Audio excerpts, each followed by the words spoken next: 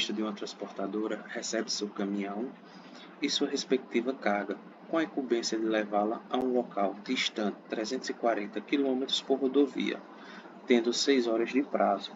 Após ter percorrido 130 km, em 2 horas e 15 minutos, teve um pneu estourado que levou 45 minutos para ser trocado. Qual deve ser a velocidade média a ser desenvolvida no restante do percurso, para a carga chegar no horário? Então, o enunciado diz que a distância total dessa viagem é de 340 km.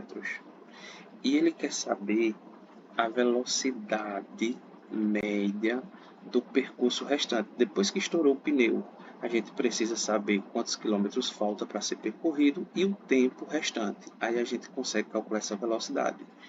Como eu sei que a distância total foi de 340 e que o pneu estourou depois que ele fez 130, então é só eu fazer 340 menos 130, que eu fico sabendo quantos quilômetros falta para finalizar a viagem. Então, 340 menos 130 dá 210 quilômetros. Então, essa é a quilometragem que falta para finalizar a viagem. Agora a gente precisa saber quanto tempo falta para terminar a viagem. Primeiro, vamos saber quanto tempo ele gastou até fazer a troca do pneu. Então, diz que o pneu estourou depois que ele estava a 2 horas e 15 minutos fazendo essa viagem. Então, 2 horas e 15 minutos e que ele passou mais 45 minutos trocando o pneu.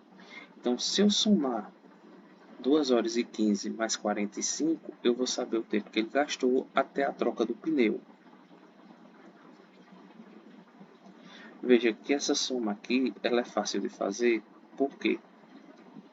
Porque eu tenho 15 minutos aqui e 45. Então, se eu somar 15 mais 45, eu completo 1 hora. Como ele gastou 2 horas e 15 minutos, mais 45, então 15 com 45 dá 1 hora. Eu já tinha gastado 2, então completa 3 horas. E o motorista, ele tem um prazo de 6 horas para finalizar a viagem. Então, esse é o tempo que ele tem para finalizar a viagem. Só que ele já gastou 3 horas. Então, se eu subtrair 6 por 3, eu tenho o tempo que falta. Então, falta 3 horas para ele finalizar a viagem. Eu tenho a distância que falta.